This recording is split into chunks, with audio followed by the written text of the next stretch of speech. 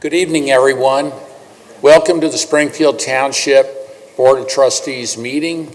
It is March 12, 2024 at approximately 5:30 p.m. Mr. Burning, may we please have the roll call? Yes. Mr. Honolo? Present. Mr. Burning? Present. Two of the trustees are present. First thing on our agenda this evening is the Pledge of Allegiance. Would everyone please stand and join me in the Pledge of Allegiance? I pledge allegiance to the flag of the United States of America and to the republic for which it stands, one nation, under God, indivisible, with liberty and justice for all. Okay. This evening we have a special presentation. This is a presentation from the Hamilton County Juvenile Court entitled Hillcrest Reimagined. Yes. Hi, good evening. My name is Liz Igo, and I'm the court administrator for the Hamilton County Juvenile Court. I appreciate you all giving us an opportunity to be here today. Thank you so much. Appreciate your time.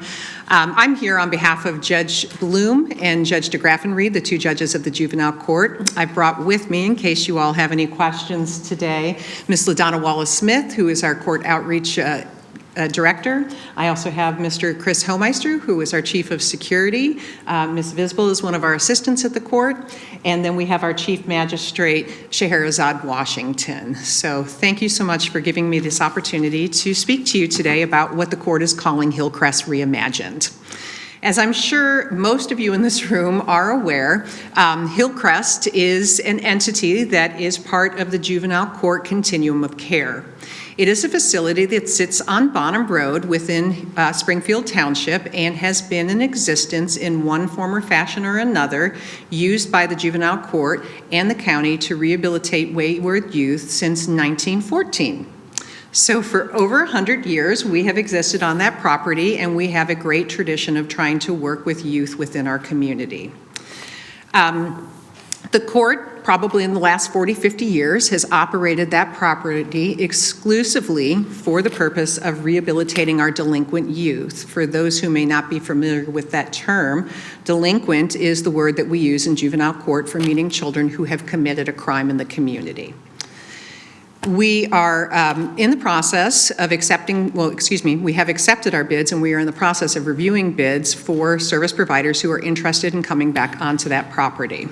The court had maintained exclusive use of that property and ran it as a court entity until approximately 2011, when unfortunately, due to budget constraints, we were no longer able to run that as an in-house facility.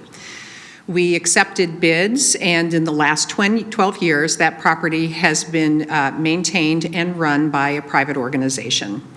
Unfortunately, there were some issues that came to light last year that caused the court and the county to terminate the contract with that service provider, and we have been in the process since that time of working to accept new bids for new service providers to come in and run the facilities on behalf of the court, as well as working on rehabilitating the property as there was some significant damage that was left by the previous tenant. We are at this time hoping to be able to reopen that property by the end of this year or the beginning of next year.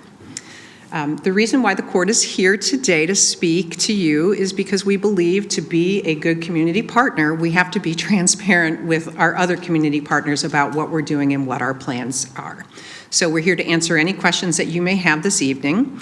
I'm just going to briefly tell you what the court's plans are for the property. So as I mentioned, traditionally this has been run as a facility exclusively for the rehabilitation of delinquent youth. However, as a court, we have evolved, and as research dictates, we now recognize that the best place to rehabilitate a juvenile, when possible, is within their own home and the community. So as a court, we do not place children at a rate of 144 children at any given time, which is the capacity out at that Hillcrest property. However, we do have a need for 144 beds for youth across the continuum of what the juvenile court does. So not just exclusively our delinquent youth, as we've used this property for in the past. We, on average, place 24 children in residential treatment programs at any given time. So as part of the request for proposal that we submitted to the public, we have requested 36 beds for our traditional delinquent youth population for that facility. We are also requesting a 48-bed mental health facility that will help children through crisis stabilization all the way up through long-term treatment.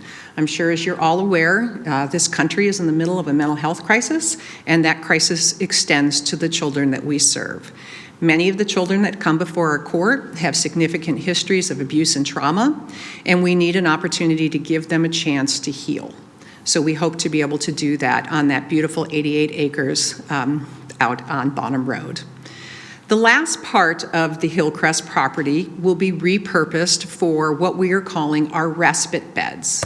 These are for children who sometimes find themselves in the care of Jobs and Family Services, our Child Protective Services agency.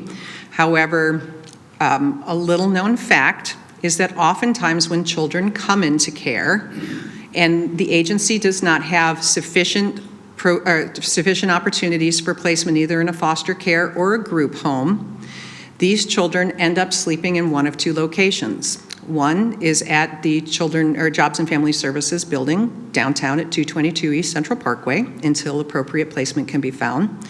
Or if they have minor delinquency charges, or perhaps they've run away from a placement that the agency has placed them in, they find their way into our detention facility. Neither of those places are appropriate to treat this segment of the population. These are abused and neglected children, and they need a safe place to be rehabilitated and a safe place to stay while Jobs and Family Services has an opportunity to locate an appropriate placement for them. So those are children that we will be placing on this property so they can be educated, they can get mental health treatment, they can get an education, and be properly cared for as the agency has time to look for a better structured environment for these children to be placed. In addition to those children who will be utilizing our respite bed, the other part of the respite beds will be used by the court for children who may otherwise find themselves running away from home because of conflict within their households. Oftentimes we have children who may be on probation and we're working within the community, but as you may guess, anybody who has teenagers know it can be difficult and it can oftentimes cause conflict in the household. The population that we serve typically has more difficulty and more conflict than an average household, and they need an opportunity to have a place to go so they can be separated from their family for a short period of time to get a plan in place to hopefully allow them to go back into their home and reduce that conflict. We're hoping that with the ability to utilize the Hillcrest property in this manner, we can prevent future delinquent behavior, and we can prevent children from running away from their parents' care and the care of the court. We don't want children out in the community that we're responsible for supervising that we can't locate. So those are the intended purposes for Hillcrest Reimagined.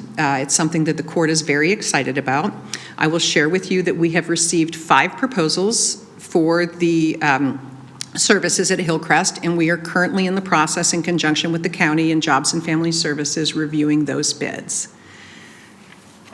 I'm available for any questions that you may have, and if you think of something later that you don't think of at this time and you'd like to ask me, I would be more than happy to receive any phone calls or emails that you may have to ask any questions about the court's intended purpose. I know that our Director of Safety Services, Mr. Bly, probably has some questions and or comments related to this. I know he's reached out and spoke to people on your staff and has attended other various community meetings, specifically with the city of Wyoming. They have a great deal of concerns for their own respective community. But for us, I think, speaking for myself and the board, and I know Director Bly will touch on this, clearly our main concern is the service demand that may come as a result of operating that facility in the community, and what any sort of burden it may place on our safety services as that facility becomes operational again. And I think clearly that's one of our concerns, and in particular I know Director Bly has some specific questions. So. Yeah, and I think we've kind of discussed a little bit informally when we've met and talked to the chief about some of the concerns, I think, moving forward.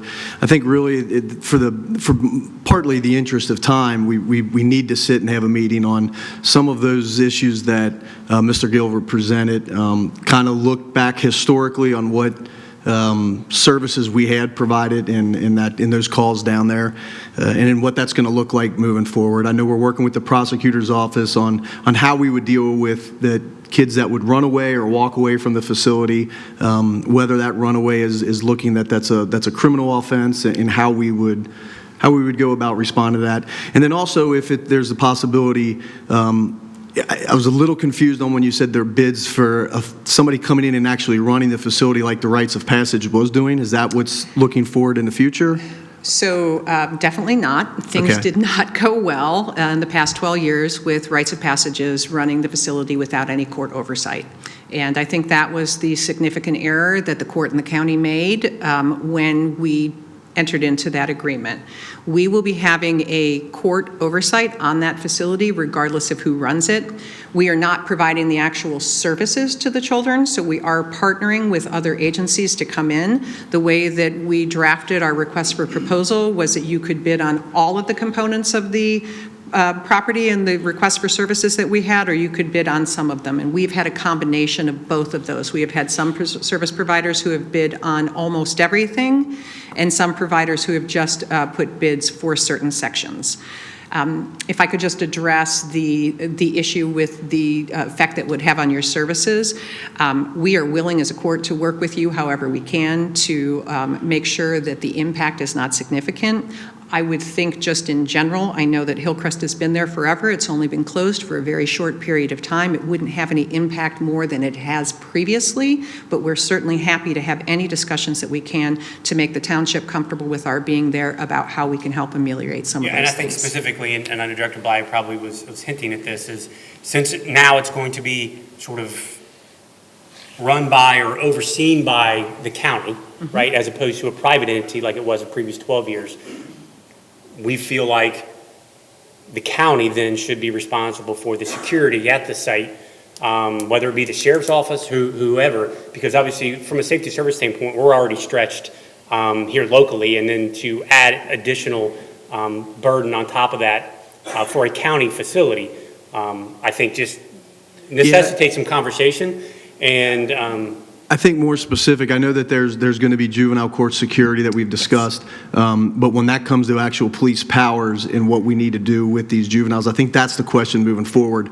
How we go about legally obligations to enter runaways, sign charges if there's crimes down there. I mean, previous to this, we were averaging between 40 and 50 runs a year down there for various crimes, runaways, and assaults and stuff like that. So I think that's what we would be looking for is the sheriff's department capable or able with the county to be able to handle some of that burden of the criminal activity that takes place down there. And I can't speak for the sheriff, and I can't speak for the county. I can speak for the court, and from the court's perspective, we are more than willing to work with you on any of those things. We did hear Wyoming loud and clear, and we actually have a meeting with them next Monday as well to discuss their concerns. Part of what we discussed when they came and met with us at the court was they expressed a concern that it is a wide open campus, and it's always been a wide open campus.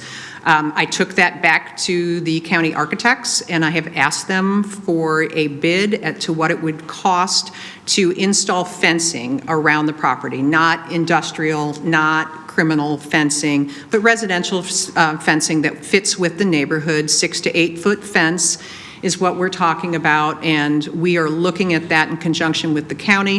What we would be hoping to do would be to enclose 3/4 of the border of the campus, so when children decide to leave, which they will, I'm not going to tell you that there won't be children who run off of that property. That would be disingenuous if I were to say something like that. Even in a locked facility, you have the possibility of people running.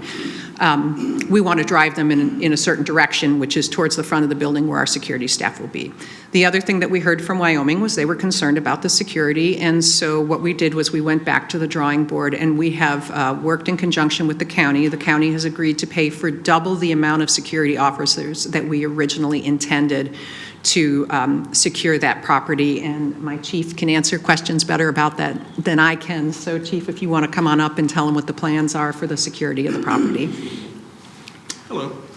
I'm actually old school. I was at Hillcrest when it was county run. I had a staff of 5. We'll have a staff of 20 officers. There'll be 5 officers per shift. They'll be working 12-hour shifts on rotation, 2-3-2, similar to a police schedule. We will work in conjunction. In the past, we had a wonderful working relationship with Springfield Township. I can only attest to what I know. We had the runs a lot less than that when I was there. We'll strive to get back to that again. 5 officers per shift, 24/7, 365 days a year.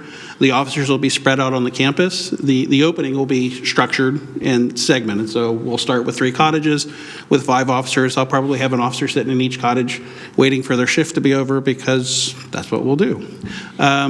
You'll have a dispatcher, similar, sitting up in the cottage or the security building, monitoring cameras. We are looking at a brand new camera system. We intend to use AI cameras, which will help immensely with processing false alarms. We are looking at all the structures of the building and how we will deal with that security-wise. You'll have a minimum of 3 officers in the areas where the officers are, or where the juveniles are being housed. You'll have 1 up in the building, and the other is the manager, who would be roving as necessary. Okay. Yeah, like I said, I appreciate it. I think some conversation moving Absolutely. forward on just on tightening up things. This isn't something that we're not used to. I mean, it's been, like you said, it's been there 100 years. I think there's just an opportunity here to look at bettering it. So for the Absolutely. service. Absolutely. And then if you could, just purely from planning, zoning-oriented standpoint, once you get an idea of what kind of fencing you would like to install, please reach out to us just so that we can ensure that it's something that we can approve in a more residential setting like that. Because regardless of whether it's county-owned or not, obviously a permit's still going to be required to install any kind of structure on the property. Thank you, I appreciate that, and I wouldn't have thought of that, so I appreciate you bringing it up. I actually have samples. I don't have it with me, but I'd be happy to send you what we're looking at. It's essentially just that wrought iron sort of fair fence. Yeah, but I'd be happy to share that with you. Thank you. Thank you very much. Thank you very much, appreciate everyone's time.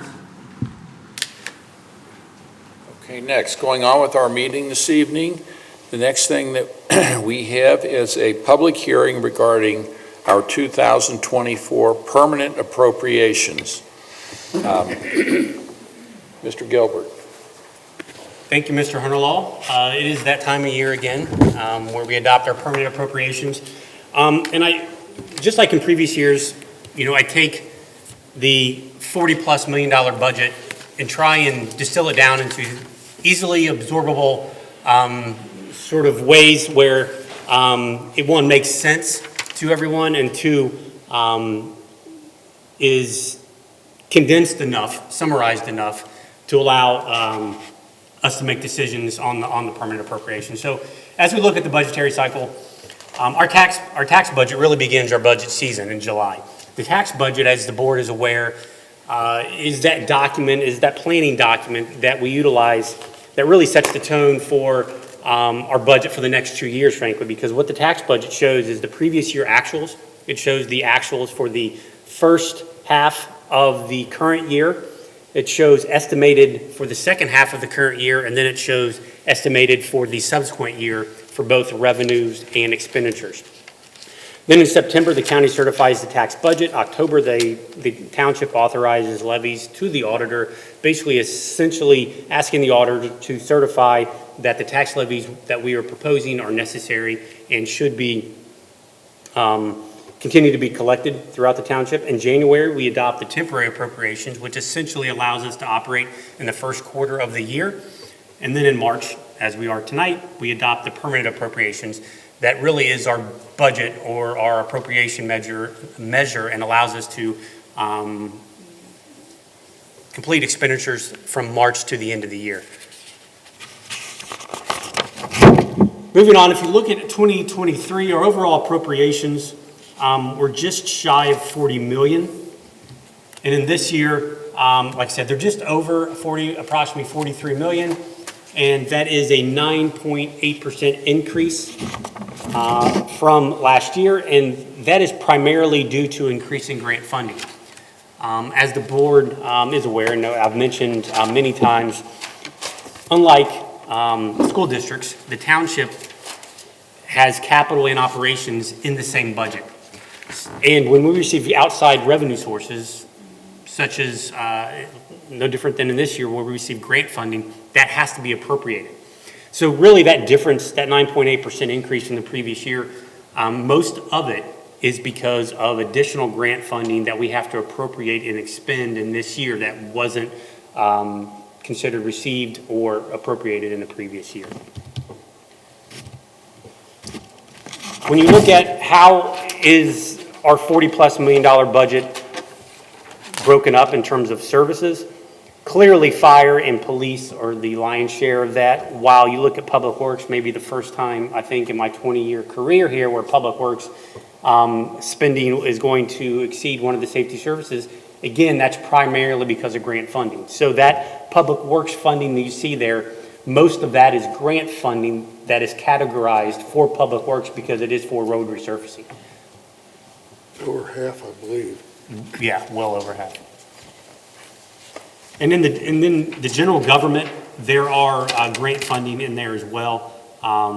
Several $1 million of grant funding that's associated with that category too. When you look at appropriations as compared to last year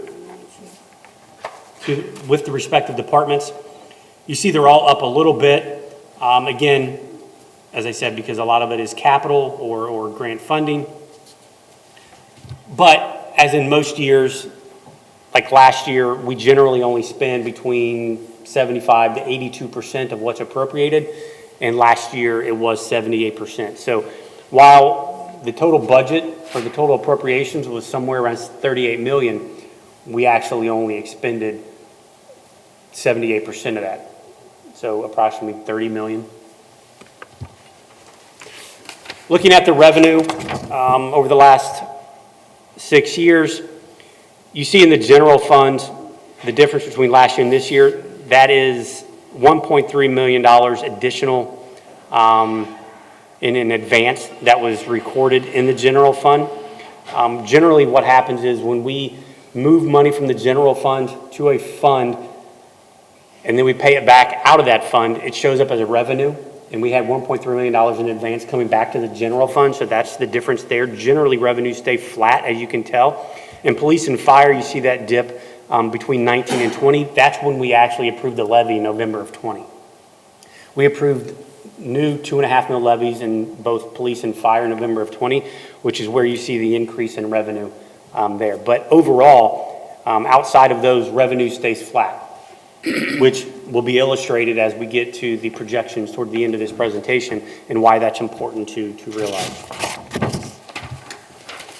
Looking at infrastructure spending, this is one that I'm particularly proud of and we should be as a community.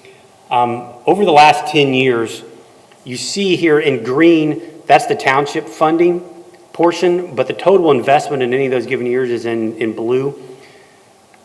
Over the last 10 years, that category of blue, meaning total infrastructure spending, is in excess of $30 million in the last 10 years. But in that same time frame, 16.5 million of that came from outside revenue sources and grants. So we were able to complete over $30 million of infrastructure spending with less than half of that coming from township funding, which I think is pretty incredible, and probably not a lot of communities can say that. That paved probably approximately 150, 160 streets, probably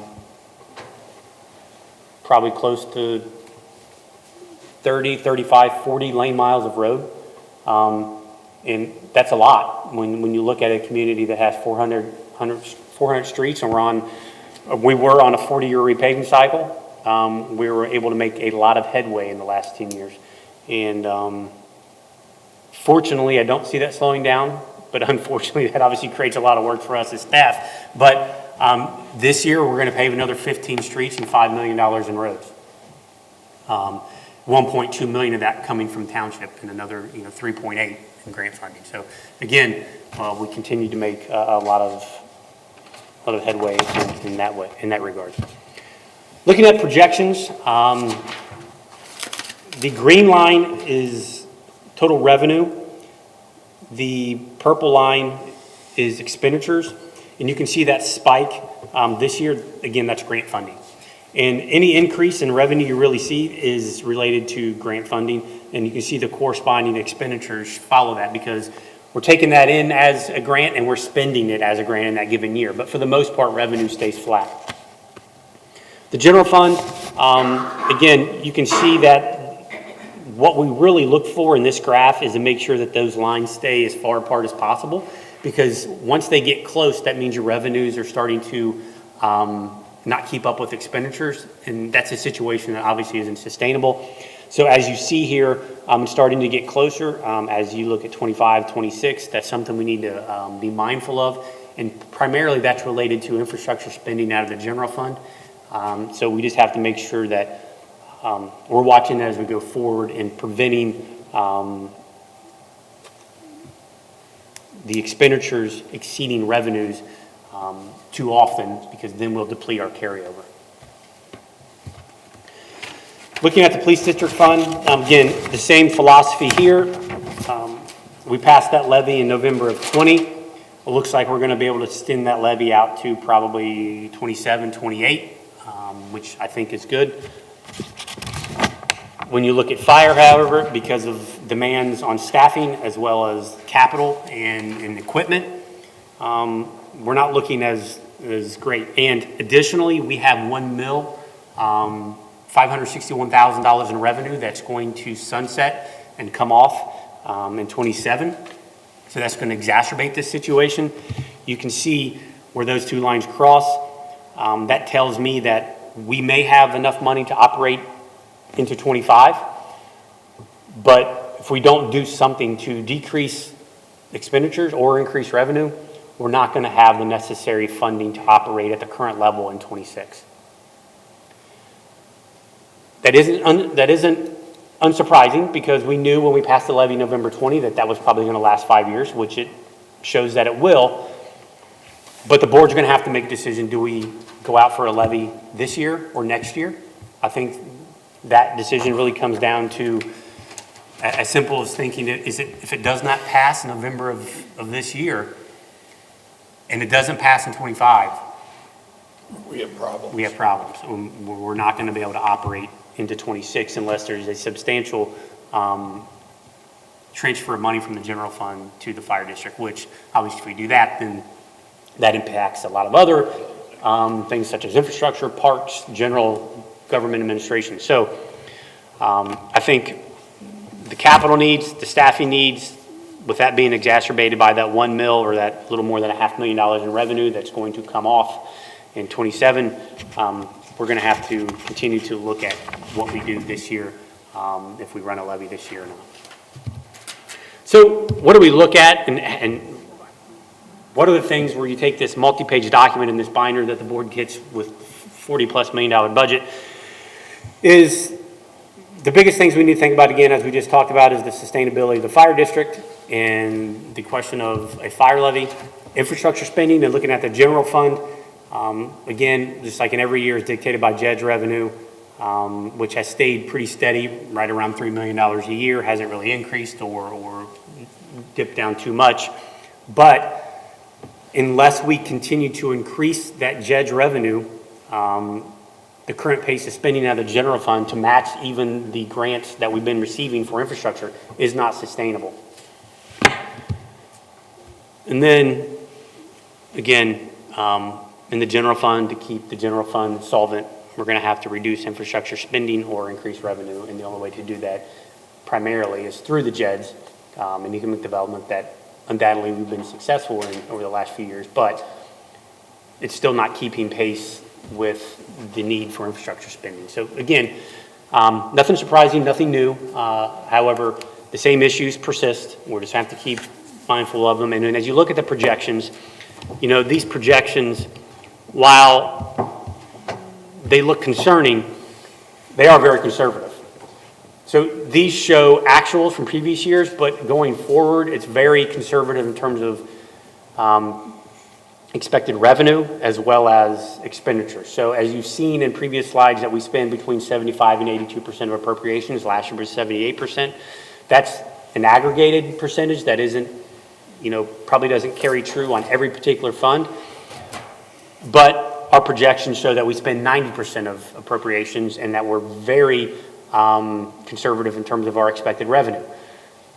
I fully expect next year that the projections will look a little better because they normally do, and we do this intentionally so that we're never caught off guard and that we're never in a situation where we're in an unexpected crisis. But it is a good, tool to look at the future and say, what are things that we should be paying attention to? And Chris, I would say that's the right approach. We don't want to be caught off guard. We go through this every year. We see these projections, and they can be concerning, but usually then by the end of the year, you say, well, we didn't spend as much, some more money came in that we didn't account for, we didn't spend as much, and it looks better. But that's the philosophy we've had of, running the government, to be as, frugal and fiscally responsible as we can. Yeah, I never want to be in a situation where we're caught flat-footed and we don't have a lot of time to course correct. Exactly. So budgeting the way we do and looking at the projections in the manner that we do, it gives us a lot of time to know what's coming and to take actionable steps to prevent something we refer to in the insurance. I serve on an insurance board. Something we refer to in the insurance world as a probability of ruin, where you become insolvent. And Laura's very familiar with that term. And that's something that we never want to do here, and that's why these projections are so necessary. The probability of ruin, that doesn't sound good. It isn't good. But this is exactly why we do what we do, to prevent that from ever happening.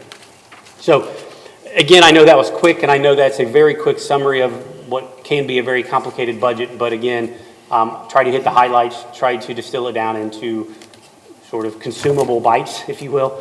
So unless there are any questions, that would conclude my presentation. And the board has copies of the entire binder showing all of the detailed budget notations. And while there's no action required tonight, the board will be looking to take action on the permanent appropriations at the work session at the end of the month. Thank you, Chris. We appreciate this. You do an incredible job, you and all the department staff, in distilling an incredible amount of information into this budget. And, we've had chances to go through it. It's, a lot of it is pretty much non-discretionary. I mean, they're the expense. I mean, they are to an extent. If we were like saying we're going to slash services to residents and we're going to quit doing this and quit doing that, but to have the kind of community that we want to have and build the future for this place, a lot of it it's required. In order to maintain the level of service, it absolutely is required. It is. But thank you.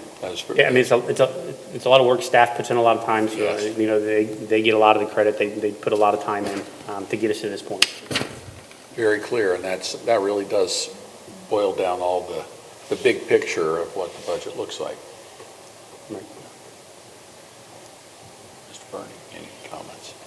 No, I mean, we went over it, obviously, at our last work session and met about it and went through line by line, and it's, like Joe said, it's just there's not a lot of discretionary spending other than road improvements and parks and such, things like that need to be fixed. That's right. Basically where we are these days. There's not a lot of discretionary funding. Yeah. Sounds good. All right. Thank you, Mr. Gilbert. So the only thing before we, move on to the rest of the meeting, I would just ask if there's anyone in the public that has any questions or comments regarding the 2024 permanent appropriations. Is there anyone that has any questions or comments? No. Let the record reflect there is not. Well, thank you, Mr. Gilbert. That was very informative. Next, moving on with our agenda this evening, we have approval of minutes from our regular session of February 13th, 2024, and our regular work session of February 27th, 2004. Do we have a motion? So moved. Seconded. Mr. Bernie? Aye. Mr. Honolo? Aye. Motion carries. Next, Mr. Dan Burney, do we have the fiscal officer's report? Yes, Mr. Honolaw, for the month ending February 29th, 2024, the township expenditures were $3,146,865.46, and receipts were $1,273,734.34. The ending cash balance of $23,611,553.89 includes obligations for expenditures, payroll, regular operating costs, ongoing capital improvements, projects, and investments. What I request from the board is the approval of receipts, warrants, payroll expenditures, update and current revenue reports for the period ending February 29th, 2024. Do I have a motion? So moved. Seconded. All those in favor? Aye. Aye. Thank you. Motion carries. And I want everyone to know that financial records are available during regular business hours here at the administration offices and on our website 24/7. Thank you, Mr. Honolaw. Thank you, Mr. Burning. Moving on now to departmental action and discussion items. Mr. Gilbert, do we have the Township Administrator's report? Yes, and for the first 4 items, I'm going to turn that over to Assistant Administrator Kathleen Kennedy. Thank you, Mr. Gilbert. The first item on the agenda for board consideration is the temporary expansion of the Grove Event Center's liquor license.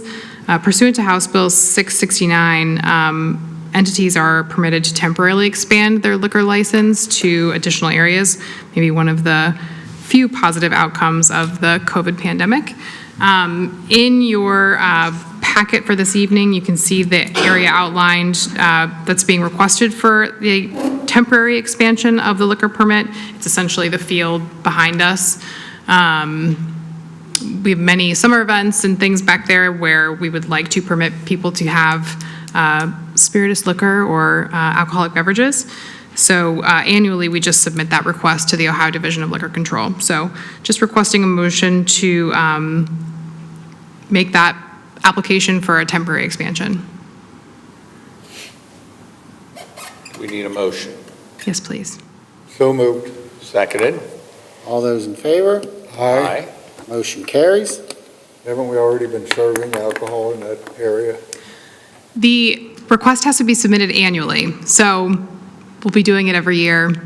The Ohio Division of Liquor Control apparently also doesn't define what is temporary, so we just do it for the remainder of the year. Kathleen, does that, looking at the map there, does that include the area behind the Arts Center where we have concerts? I believe it's already covered under the It's already existing in permit. the other Yeah. permit, okay. Yep. I thought so. I'd seen it there, okay. The next item for the board's consideration is the appointment of an alternate member to the Board of Zoning Appeals.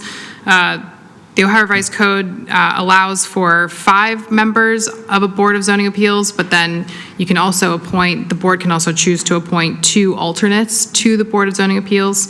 As you're aware, the 5 members of the Board of Zoning Appeals are all volunteers. They're not paid for their time on the township's board, and they probably meet, I'm going to say on average, 10 times a year. It has come up recently due to just scheduling conflicts, and people are busy with social appointments and families that getting a quorum can sometimes be difficult. You know, I have to have 3 Board of Zoning Appeals members present to have a meeting. So I would like to request the board to consider appointing an alternate member to the Board of Zoning Appeals. And I'm actually requesting the appointment of Weston Floro Hageman, who you may remember was our co-op from UC last summer. He's a township resident and a planning student. He's continuing his master's program this semester in planning. He has a strong interest in the Board of Zoning Appeals, and his time here during his co-op, he really enjoyed those meetings. So I am requesting that the board appoint Mr. Weston Floro Hageman as an alternate member to the Board of Zoning Appeals for a 5-year term, which is the term of all of our other Board of Zoning Appeals members. Do we have a motion? So moved. Seconded? All those in favor? Aye. Motion carries. All right. Continuing on the Development Services show, the next is setting the date and time of public hearings for the Township's 2024 through 2026 Community Development Block Grant application. So as you may recall, every 3 years, the Township applies to Hamilton County, which administers the Community Development Block Grant funds. We submit an application for various projects that we would conduct over those 3 years. And in order to participate in that program, because it is HUD funded, we're required to hold 2 public hearings as a part of that application. They have to be held, I think, a week apart, and our applications are due April 30th, so it's sort of a quick turnaround for us. I am requesting that we hold those public hearings as a part of our regular meeting on April 9th at 5:30 p.m. That first public hearing is to consider any public comment or ideas that people may have for those funds, just to hear any ideas that people may have on application ideas. And then the second hearing, I would request we hold as a part of the work session on April 23rd at 8 o'clock in the morning. At that hearing, we would discuss the township's intended applications for that 3-year funding cycle.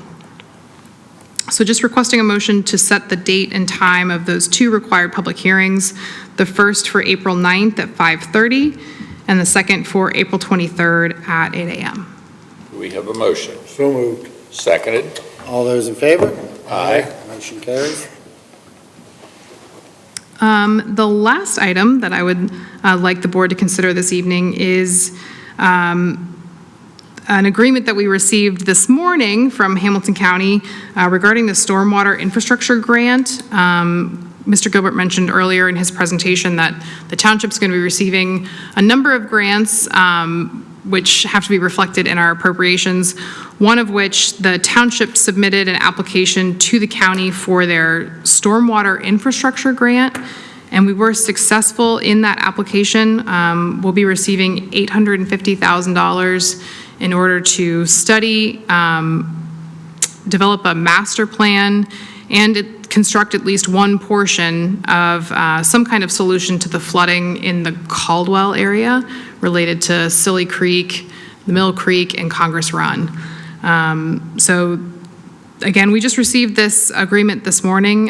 Ms. Abrams was then sent the agreement, so this would be pending final legal review for Mr. Gilbert to enter into the agreement. Well, that's good news, because that has been a chronic flooding problem. That's an industrial part of the township. We have businesses down there. I mean, this is something that's been going on since I've been on this Forever. board. Yeah. And, we were close at one point with a proposed solution. One, as Laura can probably remember, one property owner refused, held out, and it's long overdue. If we can get some relief to the property owners down there, that would be great. Yeah. It's, as you stated, Mr. Hunterlaw, it's affecting a number of our industrial businesses in that area. Unfortunately, we've already had one business decide to leave that area because of the continued flooding. I'm hoping to prevent any more. Okay. So. Do we have a motion? So moved. Seconded. All those in favor? Aye. Motion carries. The next action item is regarding the police department and the body-worn cameras. In order to fully implement the body cameras, the township needed a policy to govern their use. So I would just ask Director Bly and Law Director Laura Abrams to kind of walk us through what this policy involves. All right, I'll do that. It's basically what we needed is a policy that established when we can use it, when we can't use it, how we're going to retain the footage.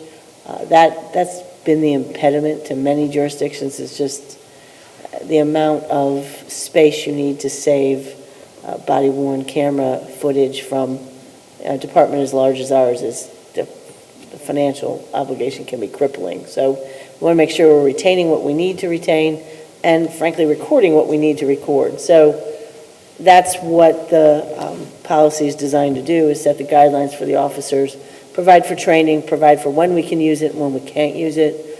Obviously, it can only be used for law enforcement purposes and for purposes dealing with administration and training. And just trying to figure out how we're going to handle the public records aspect of it. The records retention schedule, which the Records Commission passed prior to this meeting, had to be updated to include how we're going to handle the various recordings and data for the body-worn camera. So it's a lot of policy matters that you have to figure out. The police department command staff did a great job putting it together. I always tell them they do 90% and then I got to do the 10% to tweak it a little bit, so that's what we did. I think at this point, we have a really good start to the policy. These policies just evolve. So this board will expect to see this on a pretty regular basis for amendments to this as things come up and we say, we can tweak this a little bit and make that a little more clear or just frankly make it a little better. So I think ongoing we're going to be making changes. I know the command staff and I would talk today about they need to keep a list, and as soon as we see something that's not working the way we need to work it, we'll fix it. But as to the plan, we're going to kind of ease this in sort of beta testing, and then Yeah, I think the plan is, this is the last step. We're logistically ready with all the equipment that we purchased over the last year, receiving state grants that'll actually allow us to pay for that equipment, even the updates for the next 5 years, outside of the personnel that Ms. Abrams talked about of the redaction and the public records request. That's going to be something that we're trying to prepare for with our personnel. But yeah, we're looking to kind of ease into that as far as the implementation of the cameras out into the public, making sure we did have a community meeting late last year, informing the public that we're going to be out there, making sure all of our departments and employees know that they will be out there and see how that goes, and then we'll finish up the training with the entire department, hopefully within a month, and we'll have them all up and running. Thank you. So we just would need a motion to adopt. Do we have a motion to adopt? So moved. Seconded. All those in favor? Aye. Motion carries. Thank you. Moving on to the personnel update. We've been very busy in fire, and as I mentioned during the budget presentation, we had and continue to have staffing issues with part-time in fire, but we have made some headway in that regard in the last month, hiring a contingent of part-time EMT firefighters, starting with Carson Curtis, Grayson Hilton, Kayla Vincent, Foster Imbrogno, and how do you pronounce it? Imbrano. That's my cousin's son. Oh, good. It's your what? My cousin's son. Okay. Imbrano. Noah Kurtner, Brett Cole, Bram Huber, Brandon Weil, Ryan Stinger, Joseph Hartree, Ethan Campbell. And then we had the hiring of Jody Schenkel as administrative assistant in the Public Works Department. What just happened to Jane Smith? That concludes our personnel update. Now I'll turn it over to Kim for community events and programs. Thank you. This weekend, Arts Connect is hosting its annual Mom Prom event, which is sold out. Our next event coming up is a children's theater production through our All Kids Theater program, and they're going to be performing Jungle Book over at the Finneytown Performing Arts Center. We have 37 kids that will be in the show, and that is going to be April 19th and 20th. And then we are preparing right now for the Artisan Fair. That is going to be on May 18th. We have 60 booths. Final letters to all the artists will go out this Friday. We're going to have entertainment every 2 hours. A different band will be performing, and it's always a really great event. Kim, what was the date of the Artisans Fair? May 18th, and it goes from 10 a.m. to 4 p.m. at the Arts Center? It's actually outdoors on that field, right out there, so We can drink. We'll pray for good weather. it seems like it's always that last hour that gets us. We've been on a lucky streak lately. I don't know, last year, the last hour was, Yeah, the last hour of the Tornado. last two, we've only had it for 2 years, and that last hour, every single time we've had to cut it short. So we're hoping to be able to get the whole show in this year. fantastic. Thanks, Kim. Thank you. Well, unless there are any, the board has copies of departmental activity reports, or unless you have any questions regarding those, that concludes my report. Thank you, Mr. Gilbert.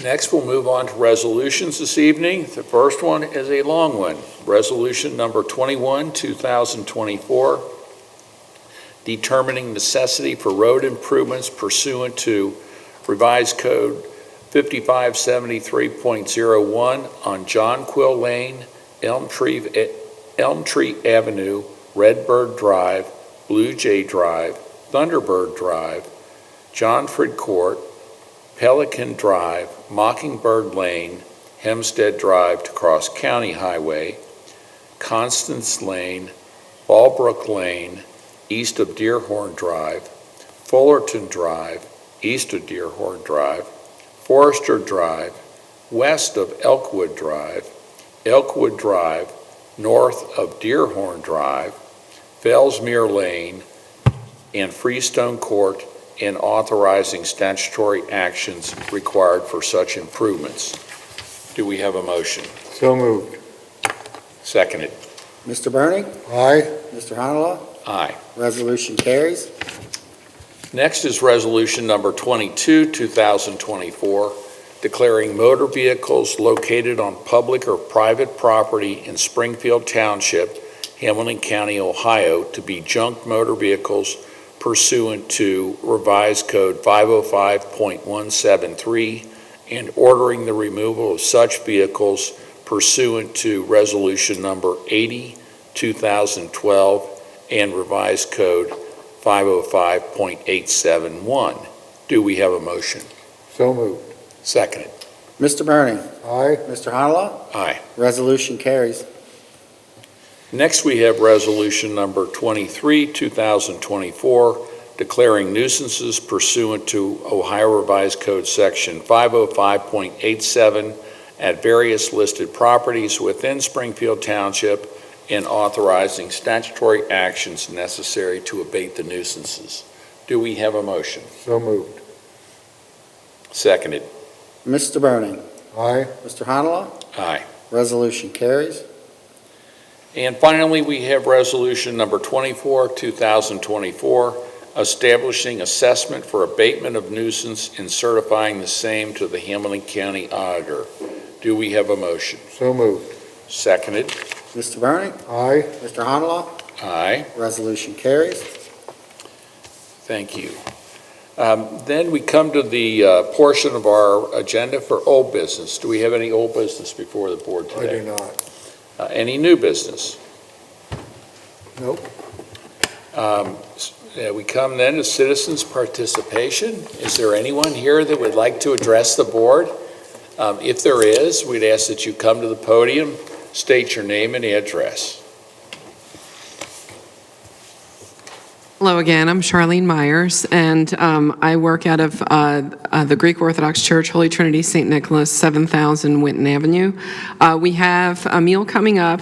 Our last meal, I guess I shouldn't announce this over the airwaves, but I did have COVID, so first time, and so it knocked me for a loop. So we weren't able to invite everybody that we wanted to invite, but this next time is March 26th, barring any catastrophe. And we hope to see police and fire there as a presence, and we've re-invited WCPO to come out, so hopefully, and I did ask our baker if they can make baklava. I'm not promising. But we also decided to make things easier, and anybody who wants these, we're putting all of this information that's on this fancy flyer that corporate makes for me to these business cards and to hand out to anybody that you see that's in need. So if I've given Rick a stack of business cards, but anybody else that wants a stack of business cards can have them to just hand out to anybody in need. We're interested in increasing our numbers.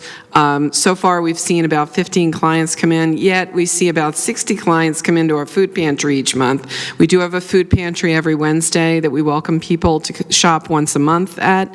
So again, whatever you could do to help us get the word out, we welcome people to come to the community meal. So thank you. Charlene, what time is? Oh, good question. It's 5 to 6. It's 5 to 7. 5 to 7. 5 to 7 p.m.? Yes. And, okay, And it's March 26th, this next time. okay. All right. Very good. Thanks. Thank you. We did get somebody from an arts. Yeah, we did get somebody, so that was great. Thank you. Okay. Thank you so much. Yes, ma'am. Good evening, everyone. My name is Sandra Presley. I'm the Senior Branch Manager of the North Central Branch Library. Our address is 1110 Hamilton Avenue, Cincinnati, Ohio, 45231. I am here to give a couple of announcements about some fun things that are happening at branches nearby. So the first one, I'll start with the Forest Park branch. By time the summer of 2024, so this summer, they will be opening their new location. Very, very excited. And with that, their address will change to 660 Northern Boulevard. And they will have 26,440 square feet for customers to roam about and check out materials, as well as meeting spaces. And also, they will have 100 parking spots. So I don't know if you've seen the parking lot now. It's a little bit on the longer side, not very accessible for someone who might have a chair or have limitations. So you'll have plenty of places to park, and the branch will be fully accessible. So be on the lookout for an invite to their grand opening.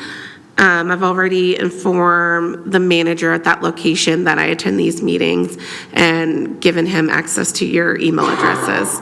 So be on the lookout for that. Also, with the Forest Park branch, we are doing throughout the system lots of social services programming. So they had the 513 relief bus there this past month, and also partner with the CET gospel screening at Word of Deliverance. The Word of Deliverance, that's March 23rd.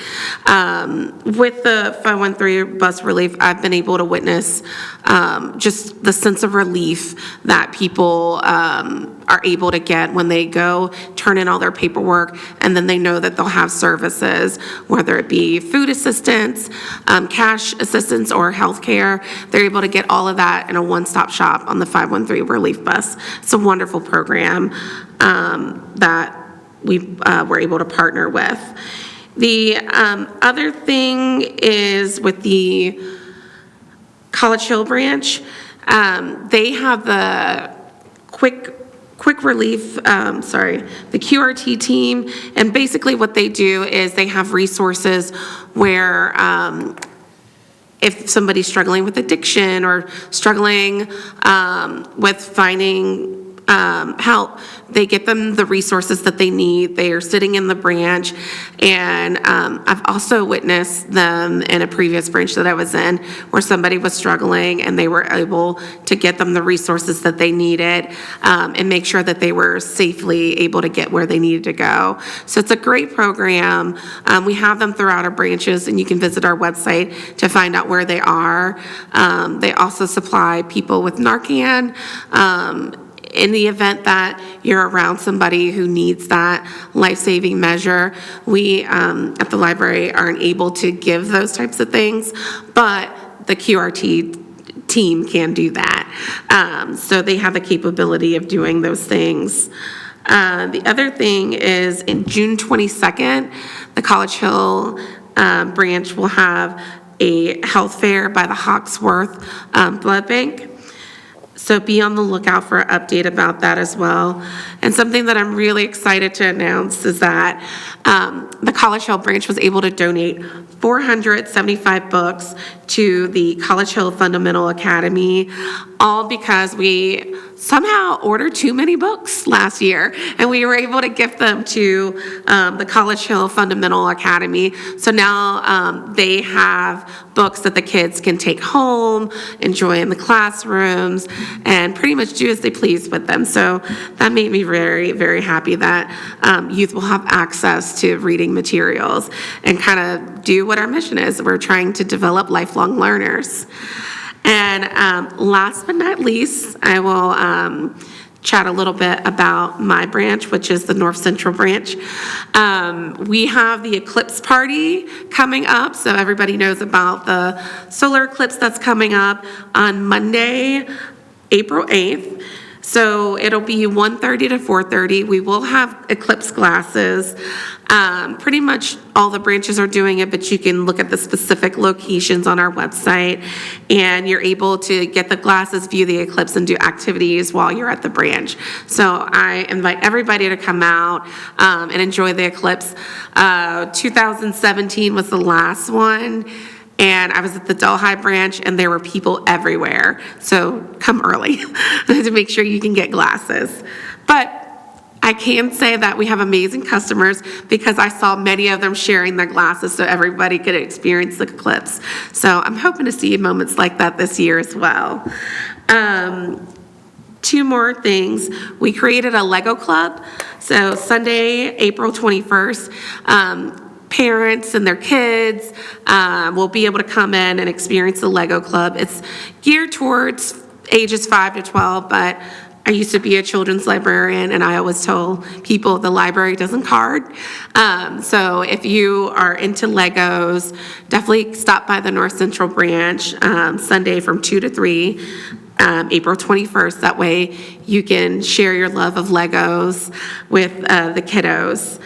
And the last thing that I'm very excited to announce is we will have Ella, our therapy dog, at the branch every Tuesday from 4 to 5. And it's for a program called Tales to Tales. So the kids get to develop their reading skills by reading to Ella. And I'm so excited to see how the kids respond to her. She's a cute little pup. And I'm just hoping that we get more kids who are wanting to learn to read, and we have librarians there who are training to learn the science of reading. That way we can share some of our wisdom with parents and give them some tips and tricks, as well as give them access to our collection. That was a mouthful. If you have any questions, let me know. And I thank you so much for your time. Thank you. Thank you. Thank you. Thank you very much. Is there anyone else that has anything? With that, it appears there is not. Do we have a motion to adjourn the meeting? So moved. Seconded. All those in favor? Aye. Meeting is adjourned. Thank you, everyone, for coming. Thank you for coming.